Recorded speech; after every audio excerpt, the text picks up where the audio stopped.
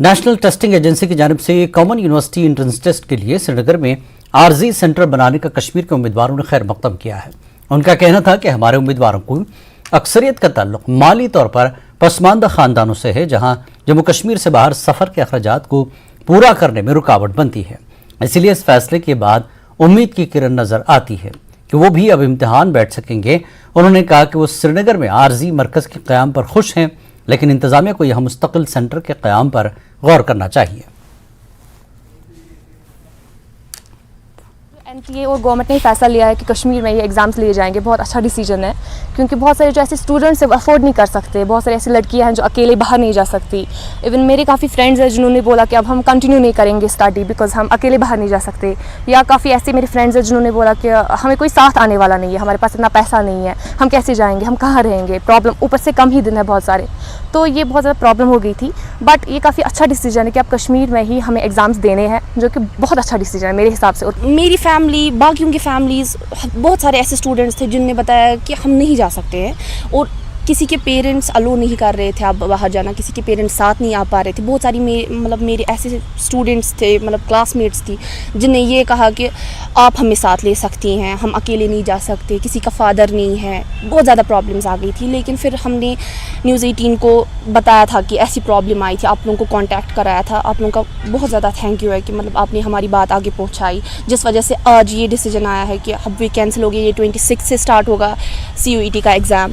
मैं स्टूडेंट हूँ सपोज, तो मेरे पापा कारपेंटर है, वो कमाते कितना होंगे 30,000, ठीक है। और उसका अगर मेरा सेंटर बाहर आता है तो मुझे ये दिक्कत फेस करनी पड़ती है कि मैं उतना अफोर्ड नहीं कर सकता हूँ, तो मुझे पढ़ाई छोड़नी पड़ेगी। इन शॉर्ट मुझे पढ़ाई छोड़नी पड़ेगी, मेरा उसके अलावा कोई चारा नहीं है।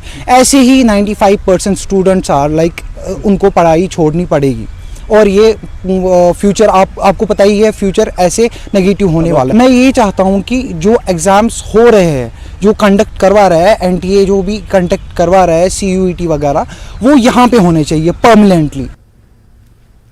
सयाहती मकाम पत्नी टॉप में ATM सहूलत न होने से सयाह और मकामी लोग परेशान।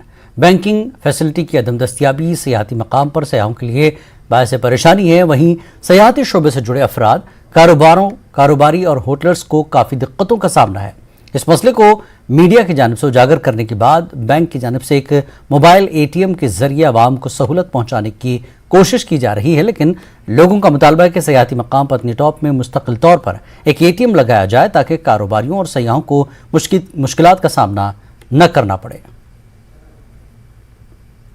इससे फायदा हो रहा है। गाड़ी आता है, गाड़ी तो टॉप ले लिए ना। अच्छा। हम ये सोचते हैं कि इधर परमानेंट होना चाहिए, क्योंकि परेशानी ताकि टूरिस्ट को आना मेरे को न होना चाहिए। टूरिस्ट को बहुत परेशानी जाती है इधर, और ATM इधर बहुत ज़रूरी है।